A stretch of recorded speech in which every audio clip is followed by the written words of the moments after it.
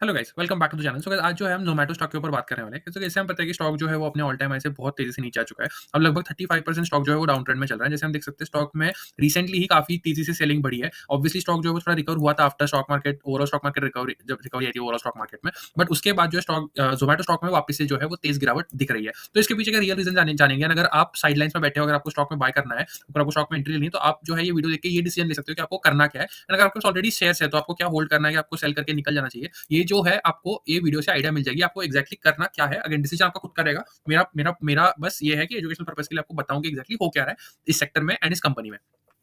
तो ये जैसे हमें पता है कि स्टॉक जो है एक हाई ग्रोइंग कंपनी है। इसका रेवेन्यू ग्रोथ जो पिछले कुछ समय से बहुत ही तेजी से ग्रो कर रहा है। 2018 में इस कंपनी का रेवेन्यू जो है 1000 करोड़ से भी कम था। अब जो है वो 18,000 करोड़ के आसपास पहुंच चुका है। तो 18x की जो है कंपनी में ग्रोथ हुई है पिछले कुछ समय में। 18x का जो है इसका रेवेन्यू ग्रोथ हुआ है। तो ऑब्वियसली हाई ग्रोइंग सेक्टर है, हाई ग्रोइंग कंपनी है। तो इस कंपनी में ग्रोथ के हिसाब से तो कोई भी दिक्कत दिखाई नहीं दे रही। एक्सेप्ट कि अगर हम देखें कंपनी का अगर रेवेन्यू ग्रोथ देखें हम पिछले 5-6 सालों का, तो जो ऑरेंज लाइन है वो रेवेन्यू ग्रोथ। अगर हम राइट हैंड साइड एक्सेस को देखें तो वो उसका रेवेन्यू ग्रोथ है। तो अगर हम देखें कि आफ्टर कोविड जो है कंपनी में कभी भी 50% से नीचे की ग्रोथ आई नहीं थी, except for the current last 12 month, that is trailing 12 months. अगर हम देखें टीटीएम जो ट्रेलिंग 12 मंथ्स होता है, मतलब पिछले 12 महीनों का, उसमें बस पहली बार जो है कंपनी की ग्रोथ 50% से हल्की सी नीचे आ चुकी है।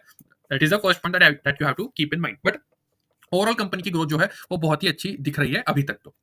बट गाइस गोइंग फॉरवर्ड क्या होने वाला है ये जानेंगे। बट उसके पहले ये समझ लो कि गाइस अगर आपको ग्रोथ इन्वेस्टिंग सीखनी है तो ग्रोथ इन्वेस्टिंग में जो है बहुत आपको अलग टाइप ऑफ फंडामेंटल एनालिसिस करना पड़ता है जो आप वैल्यू इन्वेस्टिंग में नहीं करते। वैल्यू वैल्यू इन्वेस्टिंग का फंडामेंटल एनालिसिस और ग्रोथ स्टॉक का फंडामेंटल एनालिसिस अलग रहता है। तो guys I am a growth stock investor and आपको जो भी स्टॉक्स इस चैनल पे देखने मिलेंगे सारे ग्रोथ स्टॉक्स होते हैं, हाई ग्रोथ स्टॉक्स होते हैं। अगर आपको ऐसे ही स्टॉक्स का एनालिसिस चाहिए तो मेरा फ्री व्हाट्सएप ग्रुप ज्वाइन कर सकते हो। नीचे आपको डिस्क्रिप्शन में लिंक मिल जाएगी। अगर आपको एजुकेशन पर्पस के लिए करना है तो ही आप ज्वाइन करें। कोई भी बाय और सेल रिकमेंडेशन उस व्हाट्सएप ग्रुप में आपको नहीं मिलेगा। तो with this let's get on the video. तो जैसे मैंने कहा कि कोई भी हाई ग्रोइंग कंपनी हो उसमें सबसे इंपॉर्टेंट जो होता है उसका वैल्यूएशन होता है। क्योंकि जैसे हमें पता है कि कई हाई ग्रोइंग कंपनीज अगर वो ग्रो करना बंद कर देती है तो उनका वैल्यूएशन लगातार नीचे आता है। एंड भले ही वो हल्की ग्रो करती हो, जैसे कि फॉर एग्जांपल एचडीएफसी बैंक हो गया, कोटक बैंक हो गया, वो पिछले 5 सालों में कंपनी ने 0% का रिटर्न दिया है क्योंकि कंपनी का एक पॉइंट बहुत हाई वैल्यूड हो गई थी कंपनी। अब जो है उनका वैल्यूएशन फेयर वैल्यूएशन पे आ चुका है। तो हमें वैल्यूएशन एनालिसिस करना बहुत जरूरी होता है। तो जोमेटो स्टॉक भी जो है वो भी एक हाई ग्रोइंग कंपनी है। तो इसका अगर हम पीई देखें तो स्टॉक का पी 293 का है। तो 293 का P in itself is a very high P. लेकिन गाइस जैसे हमें पता है कि कंपनी हाई ग्रोइंग कंपनी है तो हाई ग्रोइंग कंपनी का पीई रेशियो हमेशा ज्यादा रहता है क्योंकि मार्केट उनको एक बहुत ज्यादा प्रीमियम वैल्यूएशन देता है।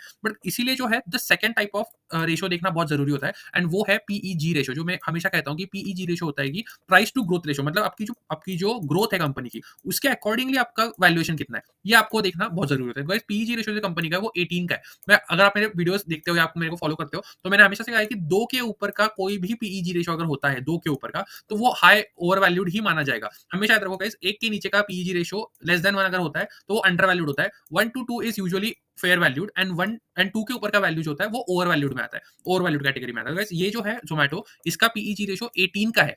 18 is highly over valued despite all the growth company का जो पीईजी रेशियो है वो ओवर वैल्यूड कैटेगरी में ही माना जाएगा। बट गाइस अभी तक तो चीजें फिर भी ठीक है। बट अब तक तो कंपनी ग्रो कर रही थी क्योंकि कंपनी ने ऑब्वियसली ब्लिंकिट को एक्वायर किया, फिर क्विक कॉमर्स में कंपनी ने काफी अच्छी तरीके से ग्रो किया। बट गाइस ग्रोथ आपकी तब तक ही वैलिड होती है जब तक आपके पास कंपटीशन नहीं है। बट अगर आप देखोगे तो ब्लिंकिट हमें पता है कि क्विक कॉमर्स में लीडर है, 46% कंपनी का मार्केट शेयर है। लेकिन कंपटीशन जो है वो बहुत फियर्स हो रहा है, is facing fierce competition from rival Swiggy, Instamart. Instamart जो है वो स्विगी का क्विक कॉमर्स है।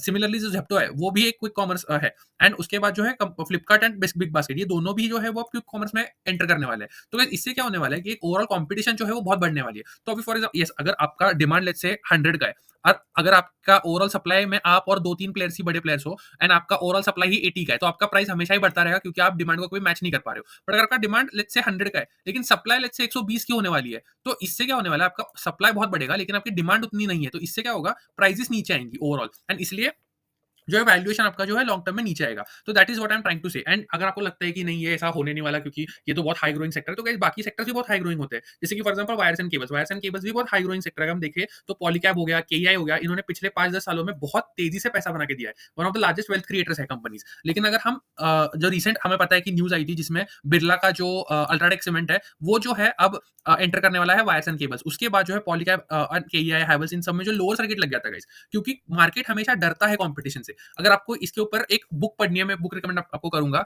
कॉम्पिटिशन इज़ फॉर लूजर्स करके पीटर थिल की बुक है।